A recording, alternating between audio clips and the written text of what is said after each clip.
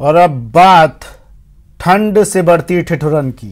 पूरा उत्तर भारत कड़कड़ाती ठंड में ठिठुर रहा है। देश के दिल यानी दिल्ली में आज सुबह से बारिश हो रही है, जिसने गलन में इजाफा कर दिया है। कल से हो रही बारिश की वजह से आज कोहरा तो दिल्ली में नहीं है, लेकिन सर्दी काफी बढ़ गई है। इस बीच मौके का जायजा लिया न्यूज 18 संवाददाता ने। राजधानी दिल्ली एनसीआर में कोहरे और कड़ाके की ठंड के बीच बारिश ने दस्तक दे दिया है।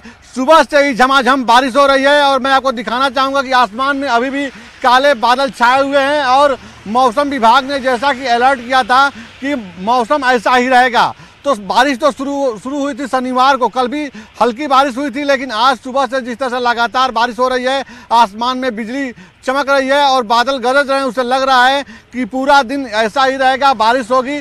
और बारिश की वजह से पूरा अंधेरा हो गया था, लेकिन अब थोड़े से उजाला हुआ है। और मैं आपको दिखाना चाहूँगा कि सड़क पे जो गाड़ियाँ चल रही हैं हेडलाइट जला करके चल रही हैं, और जिसके वजह से थोड़ी सी लोगों को अब राहत मिल रही है। बारिश झमाझम हो रही थी, थोड़ी देर पहले झमाझम बारिश हो रही थी और मौसम विभाग ने अलर्ट भी किया था कि बारिश होगी और ठंड बढ़ेगी। सबसे बड़ी बात यह है कि कोहरा और कड़ाके की ठंड पड़ रहा था और इसी बीच जब बारिश हुई है तो ठंड फिर बढ़ गई है, जिससे लोगों को थोड़ी सी दिक्कत हो रही है। और सबसे अधिक दिक्कत उन लोगों को हो रही है जो रैन बसेरा में रुके हुए हैं, क्योंकि बारिश होने की वजह से जो है स्थिति अस्त व्यस्त हो गई है।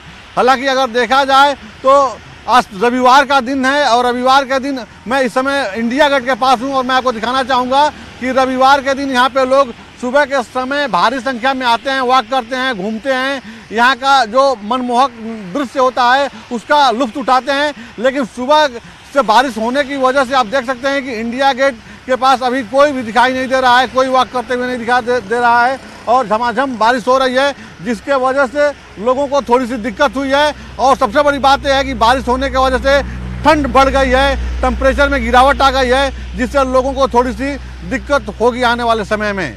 कैमरा पर्सन अनिल शर्मा के साथ राजीव तिवारी, न्यूज 18 दिल्ली। वहीं करौली में एक बार फिर कोहरे का असर देखने को मिला। कोहरे के कारण विजिबिलिटी 100 मीटर से नीचे चली गई, जिसके चलते सुबह सवेरे वाहन चालकों और राहगीरों को परेशानी का सामना करना पड़ा।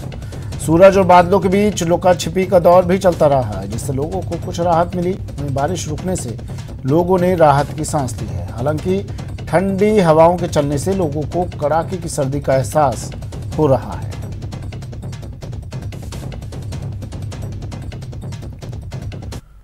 और अब बात कोटा शहर की, जहां मौसम का मिजाज बिगड़ा हुआ है और जिले भर में घना कोहरा छाया हुआ है। कोहरे के कारण विजिबिलिटी 50 मीटर बनी हुई है, जिससे सड़क पर चलने वाले वाहन चालकों को संभलकर हेडलाइट जलाकर चलना पड़ रहा है, ताकि किसी भी दुर्घटना से बच सके। बीती रात बारिश होने से इलाके में सर्दी का असर तेज नजर आ रहा है। वहीं लोग सर्दी और कोहरे से बचने के लिए अलाव का सहारा लिए हुए हैं।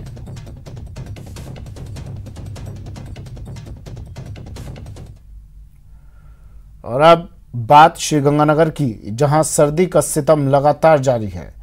लगातार तीसरे दिन श्रीगंगानगर जिला मुख्यालय सहित समूचा जिला कोहरे के आगोश में है। घने कोहरे की वजह से विजिबिलिटी घटकर काफी कम रह गई है, जिससे वाहन चालकों को काफी परेशानियों का सामना करना पड़ रहा है। वहीं तेज ठंड और घने कोहरे की वजह से सड़कों पर मॉर्निंग वॉकर्स की संख्या में भी काफी गिरावट देखी जा रही है। जायजा लिया संवाददाता अशोक कुमार शर्मा ने। नई साल 2021 का आज ये तीसरा दिन है। 3 जनवरी की सुबह है और 3 जनवरी की सुबह समूचे श्री गंगानगर जिले को कोहरे ने अपने आगोश में लिया हुआ है। अभी इस समय श्री गंगानगर जिला मुख्यालय के मुख्य गोल बाजार चौक पर मौजूद हैं, जहां आप देख सकते हैं कि समूचा श्री गंगानगर जिला मुख्यालय कोहरे की आगोश में है। कोहरे की वजह से विजिबिलिटी ना के बराबर है और जो वाहन इस समय सड़कों पर मौजूद हैं वो हेडलाइट्स और फॉग लाइट्स ऑन करके गाड़ी चला रहे हैं, ताकि किसी भी तरह की दुर्घटना से बचा जा सके। विजिबिलिटी ना के बराबर है और यही एक वजह है कि तेज ठंड और घने कोहरे की वजह से आज सड़कों पर मॉर्निंग वॉकर्स की जो संख्या है वो भी ना के बराबर है। इस बीच न्यूज 18 भी अपने सभी दर्शकों से अपील करता है कि वो घर से बाहर ना निकलें और निकले तो गर्म कपड़े पहन के निकलें। खासतौर से यदि गाड़ी ड्राइव करते हैं तो गाड़ी ड्राइव करते समय अपनी फॉग लाइट्स और हेडलाइट जरूर ऑन करके रखें, ताकि किसी भी तरह की दुर्घटना से बचा जा सके। हालांकि मौसम विभाग ने पहले ही पूर्वानुमान जताया था कि आज और कल बीकानेर संभाग में कहीं कहीं मेघ गर्जना के साथ साथ बारिश और यहां तक कि ओलावृष्टि भी हो सकती है। यदि श्री गंगानगर जिले में आज ओलावृष्टि और बारिश होती है तो इससे निस्संदेह तापमान में बड़ी गिरावट होगी। हमारे साथ एक बाबूजी हैं, हम उनसे बात करते हैं। बाबूजी, मौसम में किस तरह का बदलाव है इन दिनों और क्या लग रहा है? मौसम तो सही है बाबूजी, मौसम क्या है, ये कभी हो जाता है 12 बजे से 1 बजे के बाद धूप निकल जाती है। अच्छा, मौसम सही हो जाता है वैसे तो। वैसे फसलों के लिए कैसा रहता है? बहुत बढ़िया। अच्छा, हमारे साथ कुछ और मॉर्निंग वॉकर्स हैं जिनसे हम बात करना चाहेंगे। आप बताएं कि किस तरह से मौसम कैसा है? मौसम तो बहुत खराब है सर। अच्छा, बचने के लिए क्या करते हैं? बचने के लिए सर आग का सहारा लेते हैं। अच्छा, ठीक है। तो देखिए, अधिकांश लोग जो ठंड से बचने के लिए या तो घर से बाहर निकलते ही नहीं है, घर से बाहर निकलते हैं तो गर्म कपड़े पहनकर अंगीठी और अलाव का सहारा ले रहे हैं। इस बीच न्यूज 18 पे अपने सभी दर्शकों से एक बार फिर से अपील करता है कि वो इस तेज ठंड में अपने आप का बचाव करके रखें, डायरेक्ट ज्यादा देर तक ठंड के संपर्क में ना रहें ताकि किसी भी तरह की बीमारी से बचा जा सके। अशोक शर्मा, न्यूज 18, श्री गंगानगर। वहीं भरतपुर में सर्दी ने रिकॉर्ड तोड़ दिए हैं। वहीं ठंड से बचने के लिए लोग अलाव का सहारा ले रहे हैं। सड़कें पूरी तरह से खाली हैं और लोग अपने घरों पर ही रहना सही समझ रहे हैं। बता दें कि जिस तरह से ठंड ने रिकॉर्ड तोड़ रखे हैं, वहीं अब ठंड से बचने के लिए लोग नए नए तरीके अपना रहे हैं।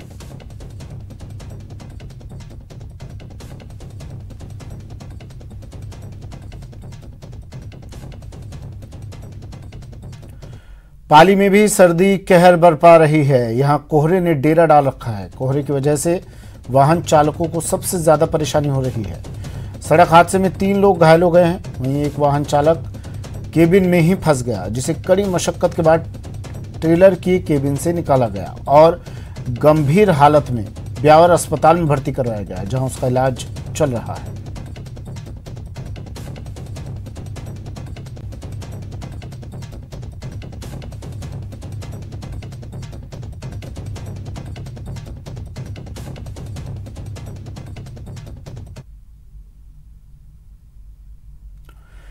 बदले मौसम के मिजाज ने किसानों की धड़कन बढ़ा दी है। देखिए ये रिपोर्ट।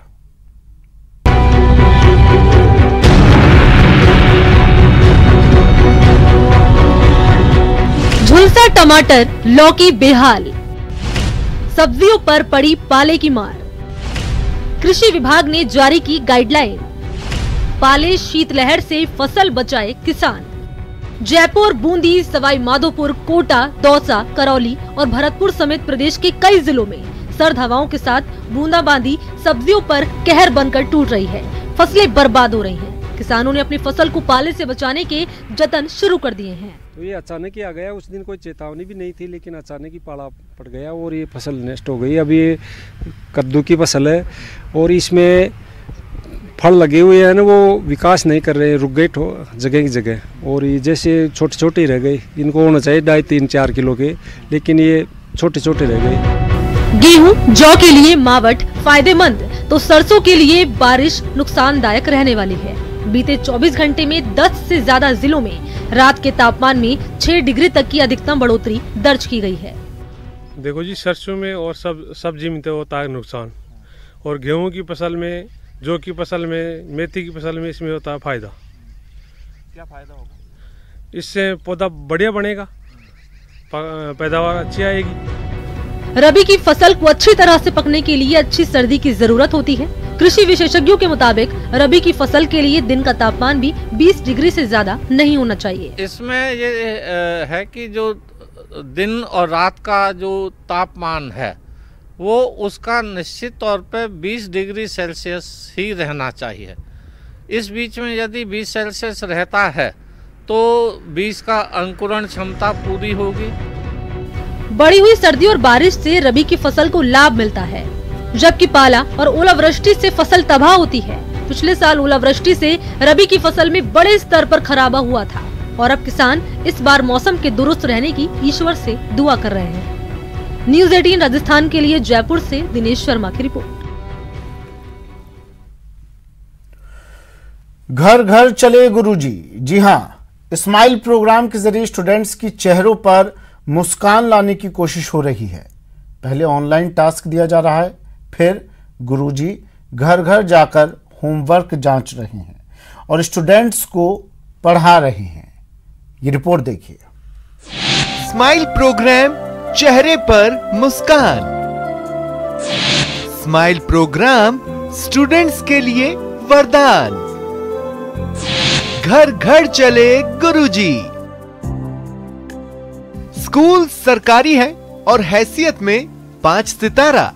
जी हां, जयपुर के सोडाला के इस सरकारी स्कूल ने अपनी 5 स्टार रेटिंग के साथ पूरा इंसाफ किया है। स्कूल बंद होने से छात्रों की पढ़ाई पर असर पड़ा है। बच्चे स्कूल आ नहीं सकते तो शिक्षक अब खुद बच्चों तक पहुंच रहे हैं। प्रदेश के गांव शहरों में स्माइल प्रोग्राम की धूम मची है। टीचर स्कूलों के बजाय अब गांव की गली हो या फिर शहर के मोहल्ले, उनका रुख कर रहे हैं। बच्चों से सीधा संवाद कर रहे हैं, होमवर्क करा रहे हैं, उनकी परेशानियों का निदान कर रहे हैं। बच्चे भी खुश हैं और टीचरों की खुशी का तो ठिकाना ही नहीं है, क्योंकि स्कूल में पढ़ाई बंद है, इसलिए अब घर घर जाकर के पढ़ाई कराई जा रही है। हर सुबह स्टूडेंट्स के मोबाइल पर सरकार के ई क्लास प्रोग्राम के तहत कंटेंट अपलोड हो जाता है। थोड़ी देर बाद गुरुजी भी घर घर दस्तक देने लगते हैं। बच्चों की प्रॉब्लम्स को सॉल्व किया जाता है। ठीक से होमवर्क के दिशा निर्देश दिए जाते हैं। होमवर्क भी वहीं जांचा जाता है। कि सर आजकल है ना, जो ऑनलाइन पढ़ाई हो रही है बच्चों की, और स्माइल 2 के तहत हमारे वीडियोस वगैरह आते हैं जो बच्चों को हम ऑनलाइन डाल देते हैं। लेकिन कुछ बच्चे ऐसे हैं जो ऑनलाइन नहीं हैं, तो उनको हम घर जाकर कार्य देते हैं और कार्य उनसे लेते हैं। तो बच्चों को काफ़ी बच्चे खुश हैं इससे बहुत, और जो भी उनकी प्रॉब्लम है वो हमसे कंसल्ट करते हैं, मोबाइल पे कंसल्ट करते हैं, या उनके पेरेंट्स के साथ जो बड़े भाई बहन आते हैं वो हमसे कंसल्ट करके जाते हैं। कुछ सवालों पे आती है, बस वो तो मैम सॉल्व करके बता देती है, फिर समझ में आ जाता है। ठीक, अच्छा लगता है, बढ़िया है। हाँ, अच्छा लगता है। बच्चे पढ़ रहे हैं? हाँ, पढ़ रहे हैं। हाँ। अच्छा, कोई दिक्कत परेशानी नहीं है फिलहाल? परेशानी नहीं है फिलहाल, नहीं। सरकार ने ठीक किया है क्या ये ऐसे स्कूलों को घरों, टीचरों को घरों तक भेज करके? ठीक किया बिल्कुल। हाँ, सही है बिल्कुल। सरकारी स्कूल के हर बच्चे की फाइल मेंटेन हो रही है। साथ ही परफॉर्मेंस पर गुरुजी की निगाह भी टिकी है। जहां कहीं भी बच्चों में कमजोरी है, उसे सारे शिक्षक मिल बैठकर दूर करने का प्रयास कर रहे हैं। शिक्षा मंत्री गोविंद सिंह डोटासरा इसे अपने महकमे की बड़ी उपलब्धि करार दे रहे हैं। अभी एक हम लोग कर रहे हैं कि जो बच्चे पढ़ रहे हैं उनको वर्क बुक हम लोग उपलब्ध करा रहे हैं। डिपार्टमेंट की तरफ से पुस्तकें हमने निःशुल्क उपलब्ध कराई हैं। वो बच्चा वहाँ घर उसको वर्क बुक देते हैं तो वर्क बुक पे वो काम करता है। टीचर घर जा करके कलेक्शन करता है और उस वर्क बुक को जांच करके और वापस बच्चे को आगे का काम देता है। तो अभिभावक है वो भी खुश हैं, बच्चे भी खुश हैं, और टीचर्स की तो खुशी का ठिकाना ही नहीं है, क्योंकि वो स्कूल तक सीमित होकर रह गए थे, लेकिन अब पढ़ाई ने उन्हें बच्चों के और करीब ला दिया है। वो गली मोहल्लों में जा कर के अपनी पढ़ाई को निर्बाध रूप से जारी रखे हुए हैं और बच्चे अपनी तैयारी अच्छे से कर पा रहे हैं। कैमरा पर्सन दिलीप चेची के साथ बाबूलाल धायल, न्यूज़ 18 जयपुर। पिछले 9 महीने से कोरोना महामारी से जूझ रहे राजस्थान में अब बर्ड फ्लू का खतरा हो गया है। बर्ड फ्लू के खतरे को देखते हुए राजस्थान के चीफ वाइल्ड लाइफ वार्डन ने अलर्ट जारी किया है। राजस्थान में अब बर्ड फ्लू का खतरा। 7 दिन में करीब 300 कौवों की मौत। Wild life sanctuary national park में हाई अलर्ट। दहशत की दस्तक। मरुधरा में एक नए संकट ने दस्तक दी है। बीते कई दिनों से प्रदेश भर में कौवों की मौत का सिलसिला जारी है। 12, झालावाड़, बनवाड़, सुनेल और जोधपुर में की मौतें हुई। कोरोना संकट के बाद बर्ड फ्लू का खतरा प्रदेश में मंडरा रहा है। इस बीच डिपार्टमेंट अलर्ट पे है। हर जगह जैसे जैसे इन्फॉर्मेशन मिल रही है वहां से सैंपल कलेक्ट किए जा रहे हैं। हमारे साथ वनवा की टीम मौके मौजूद है। डॉक्टर साहब, किस तरह का अभी तक रुझान मिला है, कितने कोई मिले हैं और क्या वाकई बर्ड फ्लू है? बर्ड फ्लू का तो हम अभी कह नहीं सकते कि बर्ड फ्लू है कि नहीं, जब तक ये भोपाल सैंपल भेजा नहीं जाते वन विभाग द्वारा। हमें जहाँ पर सूचना मिल रही है हम वहाँ पर ले रहे हैं, इनको कोल्ड चेन मेंटेन रख रहे हैं। और आज तक अभी तक तो मैं आज की तारीख में हमें 5 कौवे मिले। वहीं झालावाड़ में कौवों के साथ साथ कोयलों की भी मौत की बात सामने आई है। अभी तक राज्य में एक हफ्ते के भीतर करीब 300 कौवों की मौत हो चुकी है। प्रदेश भर में चीफ वाइल्ड लाइफ वार्डन ने भी बर्ड फ्लू का अलर्ट जारी कर दिया है।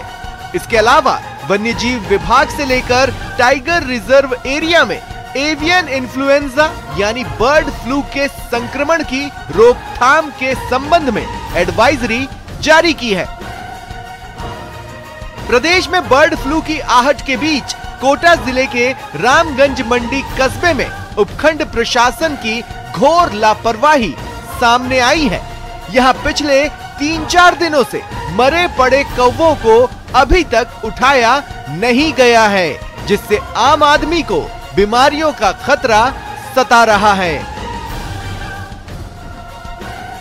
लोग भी यही चाहते हैं कि यहाँ आमजन घूमता है और ये 3-4 दिन से पड़े हुए हैं। कुछ हमने उठाए थे पहले और प्रशासन अभी तक आया नहीं है यहाँ पे, तो इनको उठा के एक जगह रख दें। हो सकता है कोई जानवर इनको खा ले तो और ज्यादा खतरा आगे बढ़ जाए। झालावाड़ में बर्ड फ्लू की पुष्टि के बाद 12 जिले में भी मृत कौवों से मचा हड़कंप थम नहीं रहा। गौरतलब है कि बर्ड फ्लू पक्षियों से मनुष्य में भी फैल सकता है, इसलिए एहतियात रखने की जरूरत है। यह सामान्य फ्लू की तरह वायरल इन्फेक्शन ही है, लेकिन सर्दी में घातक हो सकता है। Bureau report, news 18 Rajasthan. Jhunjhunu के नवलगढ़ में सोशल मीडिया पर नेताजी का एक वीडियो जमकर वायरल हो रहा है, जिसमें वो नशे में डांस करते हुए बंदूक से फायरिंग कर रहे हैं।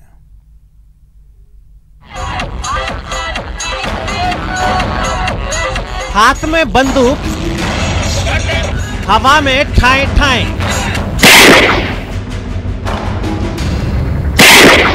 और डीजे पर जमकर डांस। ये माननीय है कांग्रेस से झुंझुनू के नवलगढ़ पंचायत समिति सदस्य ओम प्रकाश बुगालिया। लेकिन ये वीडियो सामने आने के बाद इनकी कथनी और करनी का खुलासा हो गया।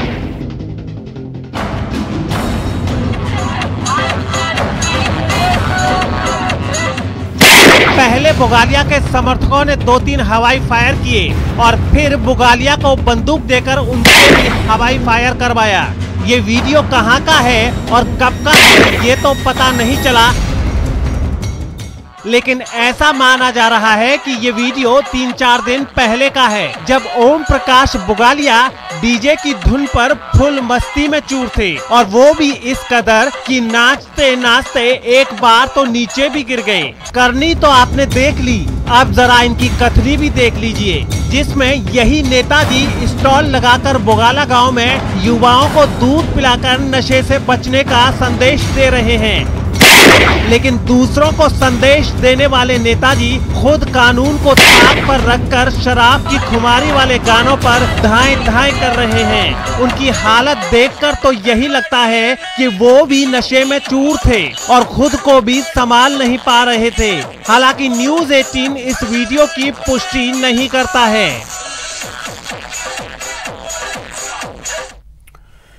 जैसलमेर के नए कलेक्टर आशीष मोदी ने जिले के एकमात्र सरकारी अस्पताल का कायापलट कर दिया है। उनके प्रयास जिलावासियों के लिए संजीवनी के समान साबित हो रहे हैं। डीएम आशीष मोदी की कोशिशें रंग लाईं, जर्जर चिकित्सा व्यवस्था को लगे पंख,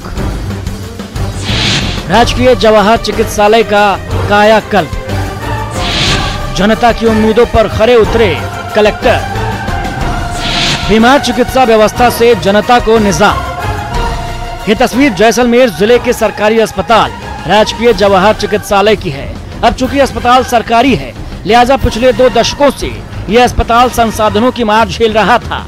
जिस अस्पताल में मरीजों का इलाज किया जाता रहा, दरअसल वो खुद बीमारी के लंबे दौर से गुजर रहा था। अब अगर ये कहा जाए कि 20 सालों की बदहाली महज 3 महीनों में दुरुस्त कर ली गई, तो चौंकिएगा मत, क्योंकि ये वो हकीकत है जिसे अपने प्रयासों से सच कर दिखाया है जिला कलेक्टर आशीष मोदी ने। देखिए, मेरा मानना है कि जैसलमेर जिले के जवाहर हॉस्पिटल को, जवाहर चिकित्सालय को इम्प्रूव करने के लिए रेगुलर एफर्ट्स किए जा रहे थे। जब मैंने ज्वाइन किया उस समय काफ़ी लोगों ने कुछ सजेशंस दिए, कुछ सुझाव दिए, और कोरोना काल के दौरान हमारा जो मेन फोकस था, मेन ऑब्जेक्टिव था, वो ये था कि चिकित्सीय सुविधाओं को इम्प्रूव किया जाए, उसको स्टेप अप किया जाए। पहले तो सर गंदगी बहुत थी, गंदगी फैलाव था, ना झाड़ू निकालते थे, कुछ भी गंदगी फैलाव था। सामाजिक संस्थाओं और राजनेताओं तक ने तमाम कोशिशें की, लेकिन नतीजा सिफर। जनरल वार्ड्स हैं, जो प्रेगनेंसी रिलेटेड वार्ड्स हैं, जो टॉयलेट्स थी, जो लोगों के वेटिंग एरिया था, इन सब चीज़ों को हमने इम्प्रूव किया। टॉयलेट्स की साफ़ सफाई कराई, मार्बल की घिसाई कराई, ताकि एक अच्छा एम्बियंस प्रोवाइड कर सकें। जो जनरल वार्ड हैं, पोस्ट ऑप वार्ड हैं, फीमेल वार्ड हैं, इन सभी वार्ड्स की क्लीनिंग करवाई गई, उनका रंग रोगन कराया गया, बेडशीट्स में कलर कोड इम्प्लीमेंट किया गया, ताकि जो पेशेंट्स जवाहर चिकित्सालय में आ रहे हैं उनको एक अच्छा एक्सपीरियंस, एक अच्छी अनुभूति की प्राप्ति हो। ठीक है, बढ़िया है। क्या बदलाव दिखा आपको? देखा डॉक्टर भी जैसे कपड़ों में जा, और तो सफाई भी जी, सफाई अच्छी है। ऑक्सीजन प्लांट है वो इनकम्प्लीट पड़ा था, उसमें NHM से हमें काफ़ी सपोर्ट मिला। RMSCL से हमें इमीडिएटली 90 सिलेंडर्स उपलब्ध कराए गए, जिससे कि हम उसको बेड पर ऑक्सीजन सप्लाई सुनिश्चित कर पा रहे। कलेक्टर के अथक प्रयासों के बाद अब ये अस्पताल किसी निजी अस्पताल से कम नजर नहीं आता। यहाँ आने वाले मरीजों को बेहतर सुविधाएं मयस्सर हो पा रही हैं। पहले ऑक्सीजन के गिने चुने सिलेंडर ही इस अस्पताल में मिलते थे, वहीं अब 90 सिलेंडरों की व्यवस्था मुमकिन हो सकी है। अस्पताल के 140 बेड पर इनकी सप्लाई भी जल्द शुरू होने वाली है। 3 महीने पहले मोदी का जैसलमेर आना लड़खड़ाती चिकित्सा व्यवस्था के लिए किसी संजीवनी से कम नहीं है। न्यूज़ 18 राजस्थान के लिए जैसलमेर से सिकंदर शेख की रिपोर्ट। चलिए, बुलेटिन में फिलहाल इतना ही, दीजिए इजाजत, नमस्कार।